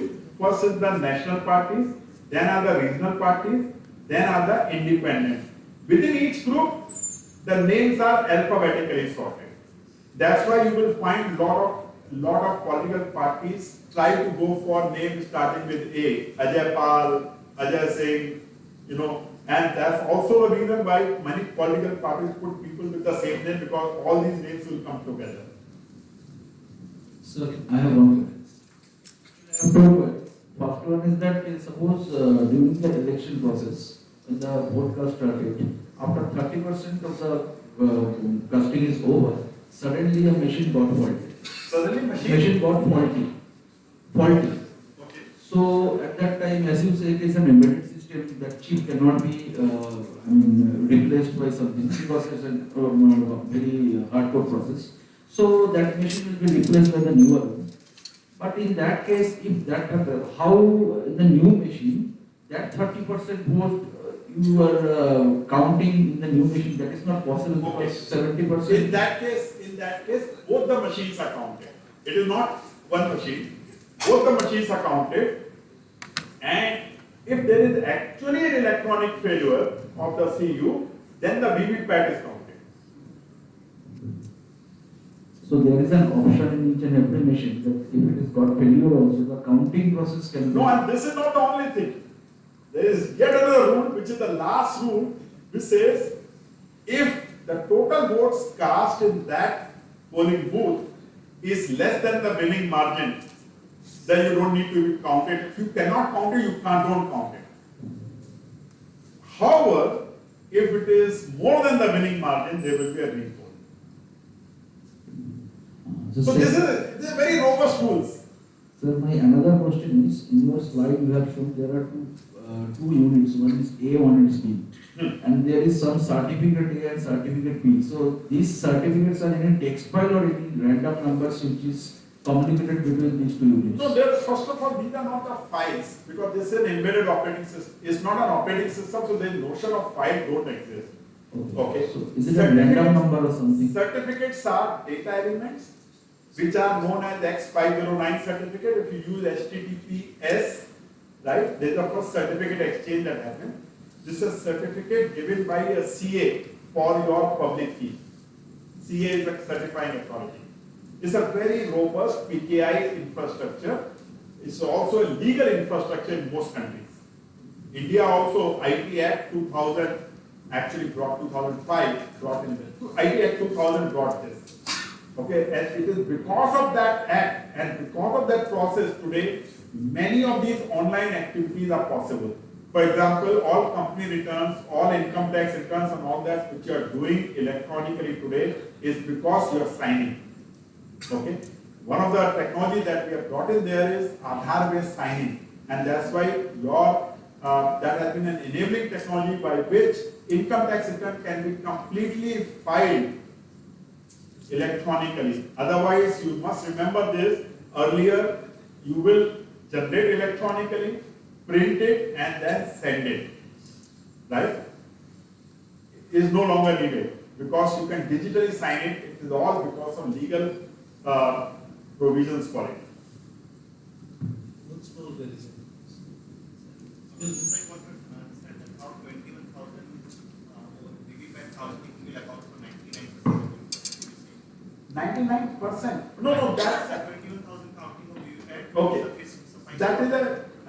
That's a very advanced mathematics that we have to look at, which actually depends on the PDF functions of faults.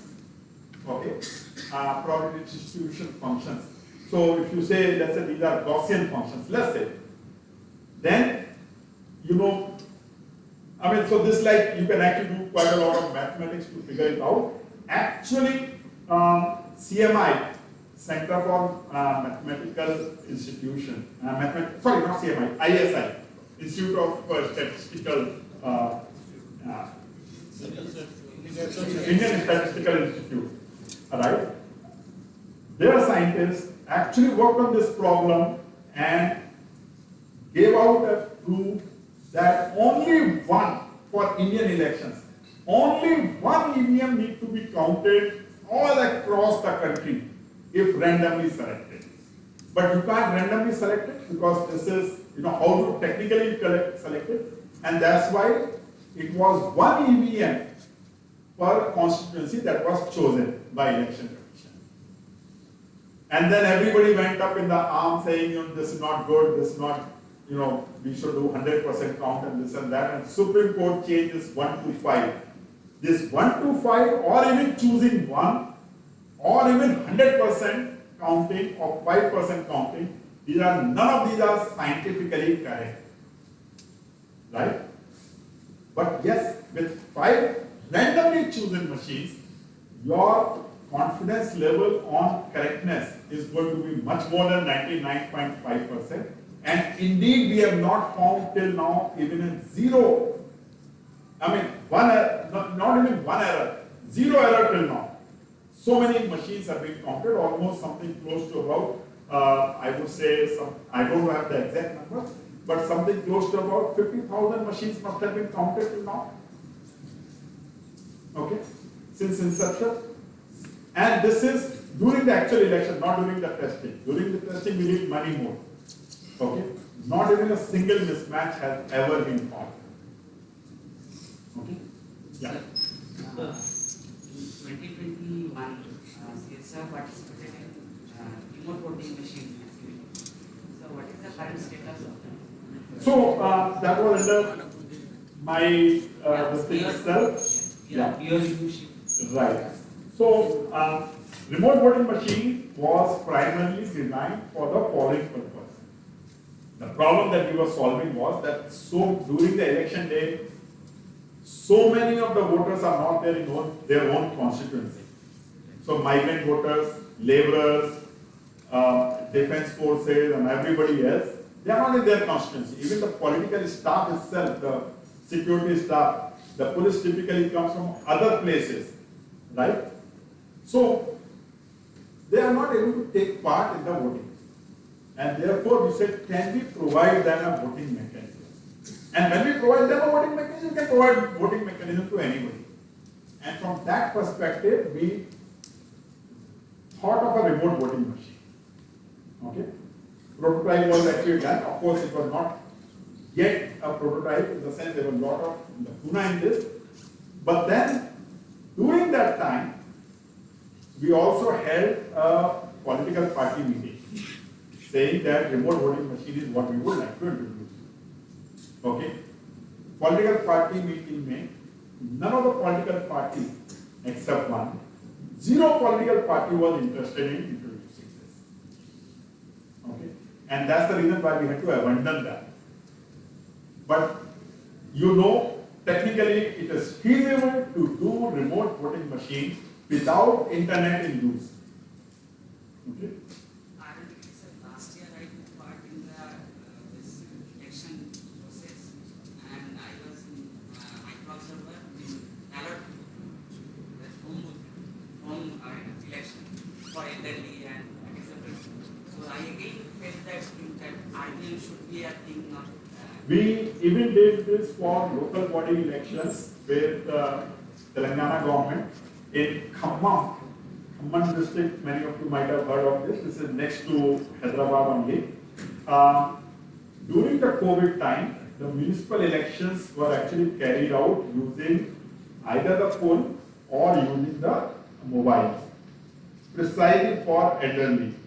Okay, it was again done under my leadership, and it was very successful. Okay, but believe me, political parties are not yet ready to accept these things for a number of reasons. And one of the reasons is how do they campaign? Right? If, for example, a voter of Chandigarh is sitting in Delhi, the candidate in Chandigarh will say, how do I reach out to him? Okay? That is one. The second is also the planning becomes a little Hawaii. Right? You won't know till the end how the number of voters will turn up where. Okay? So these are the basic issues, but second issue is not something which is unsolvable. Right? Even the first issue is not something which is unsolvable, because today with the digital media they can campaign. Right? But I think it is their fear of losing out on something that they don't want. Sir, I have a small query. On the day of election, as you said, early at 6:30, they have a mock poll kind of thing, and around 200 votes are cast. No, not 200. 5 votes per candidate and minimum 50. Okay, minimum 50. After that, the machines are inside. Is it possible for the polling officer of that particular booth that after all the votes are counted, he again press the reset button at the end of the day? No, because till that time machine. So all these buttons are sealable, because during mock poll he is also looking at the result. Right? All these buttons are sealable. Once the mock poll is done, after that machine is sealed. So only button that is available, only 2 buttons are available. One is total, by which you can see how many total votes have been cast, and the other one is ballot in it. Every other button is closed. At the end of the day, he breaks first seal, which exposes close button. Okay, and then he presses close. So during the operation, by mistake also he cannot press close button. Thank you. First of all, thank you, sir, for delivering such was an interesting talk. It was very educating and informative on this technology day. We talk of, and it seems that the machine is very capable of competent and very powerful and loaded with so much features. We talked of security and encryption and all that. In my limited understanding, I feel that such kind of capability mainly is governed and what required essential criteria is that what is the kind of architecture it possesses, like in terms of software, in terms of hardware. So, like what kind of architecture it has, like Harvard architecture or one new man. No. So our architecture, instant architecture are for the RISC or processor. this kind of combination. Right. So our architecture, instant architecture are for the processor. Yeah, Right? so we have processor inside this. And the processor is typically in the embedded space today is only ARM or ARM variant. Yeah, and sir, how many bits it has, like 32 bit. 30. It's a typically ARM variant. There is nothing else. ARM. But we don't have ARM which can actually support MMU and all that because we don't need that. There is no operating system. It is not a multitasking machine. Software wise, is it reduced instruction computers or complex instructions? ARM is RISC. So this is. There is only one sys today which is Intel. There is no other sys. Everything is only, and RISC and sys debate is no longer meaningful. I mean, these days, see, this was in 80s when machine instructions were directly executed. Today, machine instructions are not directly executed, even on Intel architecture. They go through a translation within the hardware, which are what is known as micro-ops. And with various kinds of other things like superscalar and multi-channels or multi-core and all that, this debate is meaningless today. So, instruction-set architecture is actually become a meaningless thing today, and most software that you run, you are not running or you are not compiling it to the native, right? Like Java, like Python, or any other thing, web programming. None of these things are compiled for the native program. So it's not using instruction set is any embedded programming also it is not using. It is not using any embedded programming. No.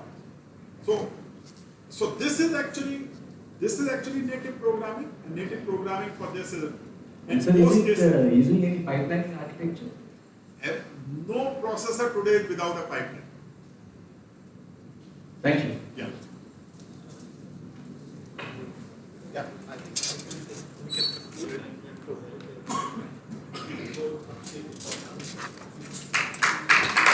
Thank you.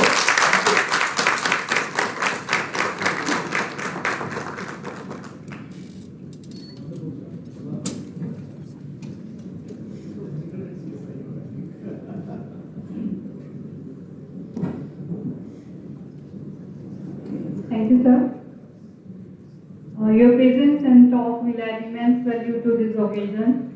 So we will be honored to have you take the stage to share your profound insights on the theme and your detailed explanation of the technical architecture, sample-proof mechanism of EVM not only help us to understand the design and the manufacturing EVM but also highlighted their reliability and security feature also. So we are very grateful for your wisdom, your vision, and the invaluable time you have spent with us. Thank you so much, sir.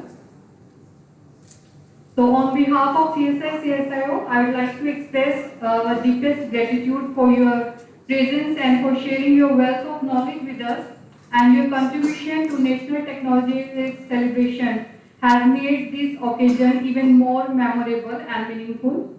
So once again, thank you so much, sir. So now it's time to honor our dignitaries. So I would request to Professor Shantanu Bhattacharya, Director CSIR-CSIO, to honor our chief guest with cannon and the shawl.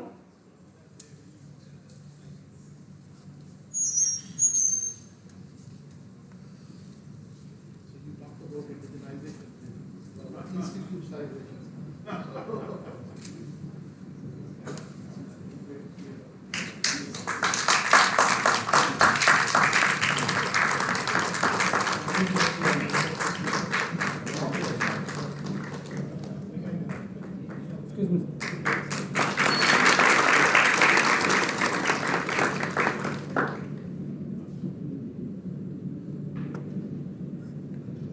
Thank you, sir. Now I request to Dr. Satish Kumar, Chief Scientist, CSIR-CSIO, to facilitate our guest of honor, Professor Ravinder Dahiya.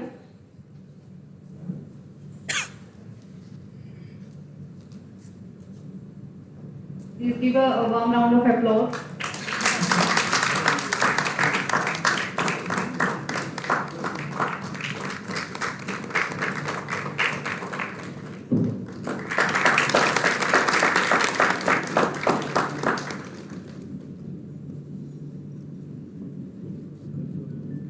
So now it's time to thank each and everyone for their support and participation in making this event a great success. So now I request to Dr. Satish Kumar, Chief Scientist, for vote of thanks.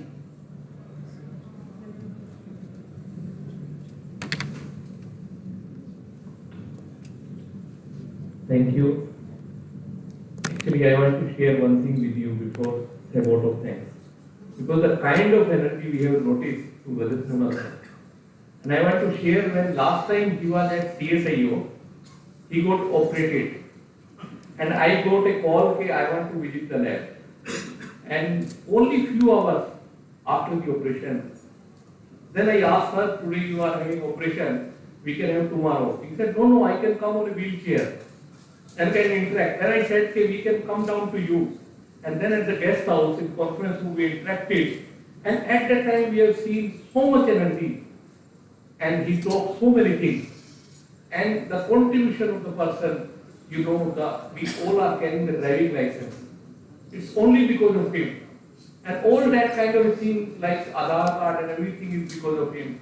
Started from IIT Kanpur to DG, CDAC, and then IIT Bhubaneswar, then IIT Gandhinagar, and many more in pipeline we can expect. So sir, really, on technology day, we cannot have better person other than you.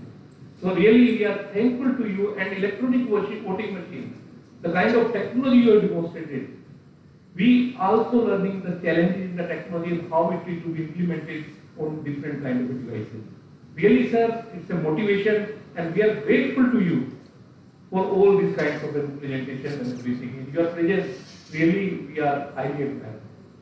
And also, Professor Ravinder Dahiya, we have seen the kind of work he has already executed in his university.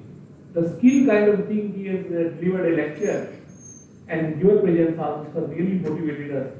And as you are already on the IEEE chair, and we are looking forward for the different events as we discussed, if we can host at Chandigarh, hosted by the CSIR. So we are really thankful to you on our occasion, and we look forward whenever you got time to kindly come again. So we will have more collaboration. Similarly, Moona sir.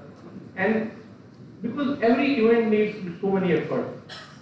So effort done by the Ravinder Singh ji and his team is really praiseworthy, because effort without effort, no event will be successful.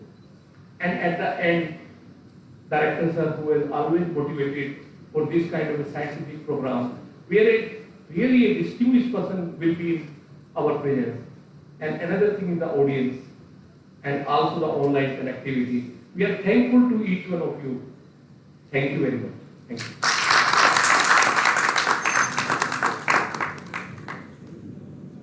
Thank you so much, sir. So, in conclusion, as we celebrate National Technology Day, let us honor the scientists of the past, applaud the achievement of the present, and look forward with the anticipation to the innovation of the future. So may we continue to push the boundaries of knowledge, embrace scientific curiosity, and create great thought that transform society for the better. So now I request to all, please stand up for the national anthem.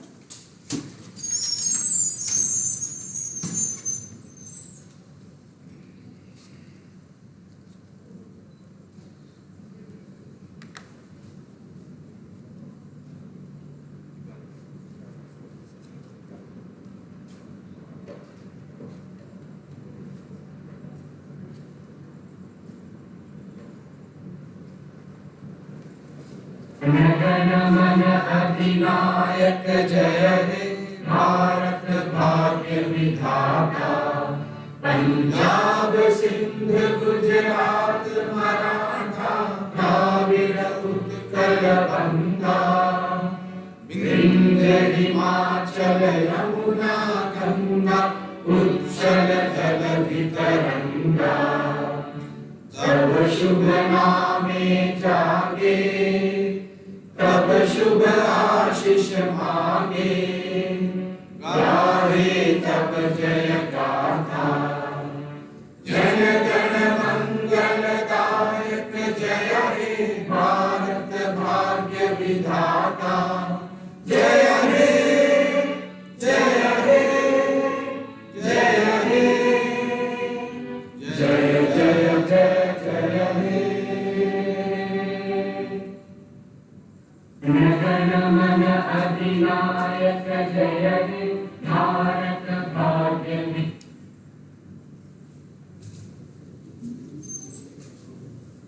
Thank you everyone. So at the end I invite you all for the exhibition in ISTC conference room, and also there is a tea arrangement outside the auditorium. So please join us.